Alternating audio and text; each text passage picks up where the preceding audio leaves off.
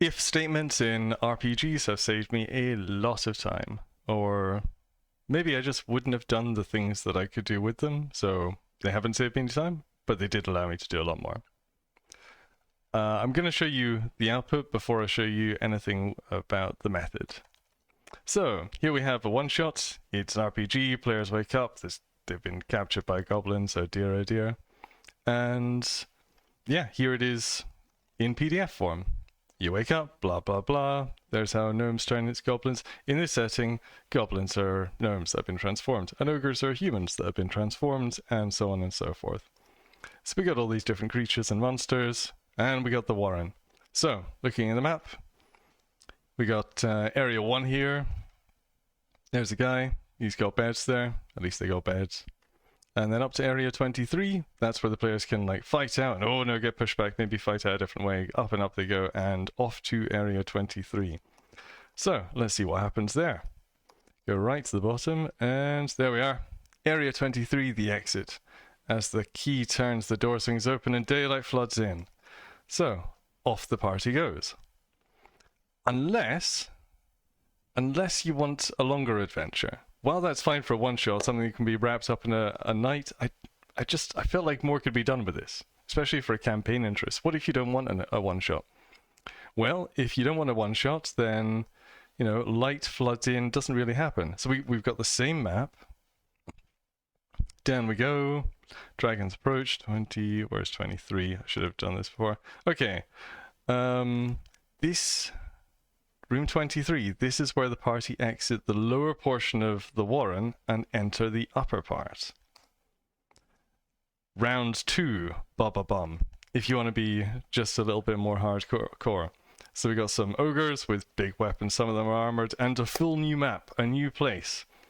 And now they have to exit up the spiral staircase. Oh, I can't select that, it's no text. Dear. Okay, up the spiral staircase, they're going to have to exit. So we've got a whole new area. Thanks to Dice and Logos for that, by the way. It's fantastic. We got a whole new area, and you don't need to keep track of 2 books for this. You can just have like the one-shot version and the longer version. Now, why this is important for me as somebody who's writing a game is that when I make a mistake and I go like, goblins don't work like that, but let's change that. I don't have to change both versions. I just change one version. And that happens everywhere. So let's have a look at what those if statements look like. Okay, map entry, the exit. The toggle says, if this is a one-shot, then start your box text. As the key turns, the door swings open and daylight floods in, if you remember that bit. On the other hand, if this is not box text, so we can say like, now we're ending the box text and we complete the thought. Let's just go to the other side of the statement. If this is not a one-shot, we go to the other side of these brackets. I know it looks a bit codery. Nobody likes things that look like code. It's ugly. But what can you do? Then it says, this is where the party exit the lower portion of the Warren and enter the upper part. So you only need to rewrite the bits that you're rewriting. You only need to keep track of just whatever it is you're doing at the time. And that's not all. Let's look at some more things you can do with if statements. In this case, I'm doing it in LaTeX, but you can obviously do this with anything that uses if statements, because if statements are great. So let's look at some other things you can do with if statements. The main book here is Bind. That stands for Bind is not D&D. And yeah, here it is. These are the rules for the one-shot adventure, which you briefly saw earlier. And this has, my god, 102 pages. And as you can see, it's all A4, so if you print it out, this is going to be a massive book. As we go down here, you're going to see details are important here. Obviously, these are illustrative, so you can see here we've got a mark about the body attributes along with this table on what you roll, what you get, and this bit on races, which doesn't really describe them. It says go and see the massive details in the races. And so down again, notice top of this page, we've got a big picture. Now, a lot of people don't like that. They don't like the flowery prose. They don't feel the need for images. They just want the rules. They're like, damn, I'm a serious role player. You just want to sit down at the table and have the most efficient possible experience. and leave the role-playing elements and the storytelling and all of that stuff up to the dungeon master and the players, not the books. It's not about the books. At least that's the kind of attitude I feel like I'm getting from a lot of people, and that's very sensible. That sounds great. So what do? Well, I have another version of the book here in A5, so you can print this out in A5 and a little softback or even hardback, stick it in the gaming table, and you will definitely have all of the rules. You won't have, like, where's the image gone? It's not there. The example text with the little flowery things about the adventurers and what they're doing and how that shows you the rules, gone. It's all gone. A good load of the paragraphs are also gone, where paragraphs used to say, oh, if you've got athletics, then you can run like this. For example, if you're running away from an ogre, it no longer says, for example, something ogre. It just says, you can run at this speed, equal to this plus that. That's it. There's no more example. In fact, some of the examples in here are literally just replaced with maths formula. So it contains all the information you'll need. It's entirely precise, but it won't hold your hand. And so if you're looking for that sort of thing, some of the formatting there not perfect. I'll have to look at that later. Okay, not too bad. A little bit ugly. Yeah, if you're looking for something like this, it'll work fine for the most part, despite one or two ugly, badly placed tables.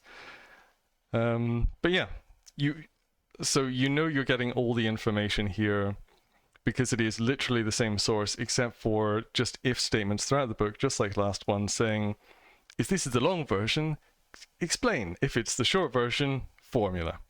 Or nothing. Most likely just nothing.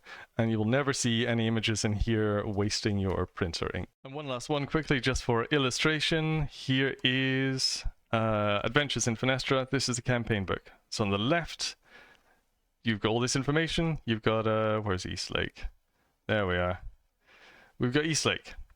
So if your campaign is taking place in Eastlake, you'll want to show your players this and say, this is where the College of Alchemy is, and there's Liberty, etc., etc. Liberty is the name of a region, which might change at some point. There's not sure if it's a great name. There are reasons. Anyway, you can hand this out to your players if they're big fans of doing homework. They definitely don't need to see it. But we also want to make sure that you, if you're a GM, you get exactly the same information. So here we have it, Eastlake. Exactly the same information, except counter tables, secret special GM on the need-to-know basis information. So we can just add this in randomly, or if the GM gets a full chapter about something, the player should just be kind of notified of it. We could add this down here somewhere, just as a little paragraph, but remove it for the GM. The GM's already seen this stuff. They don't need to read it twice. And of course, if you're handing like a setting document to players, the history should be in there because it's big. But for the GM, it's Appendix B. Because the GM already has quite enough to do with like monsters and blah blah blah, so it's there to reference, but it's not really the meat of the thing as far as the GM's concerned. The GM already has 150 pages of nonsense to get through. So yeah, if toggles. It means you don't have to write the same book twice. It means you can keep everything together. It means you can just say, basically means you can keep multiple versions of anything as long as you want, and just really easily. So if you're writing in LaTeX, there's if statements. If you're writing in Sile also has if statements, and for whatever else, I don't know. If it's text, if you've got a text interface, you can probably add some if statements, and then that can make your life a lot easier. And if it makes the developer's life a lot easier, or the writer's life a lot easier, then people on the other side, I hope, will get better results on the other side, like all these different reference documents.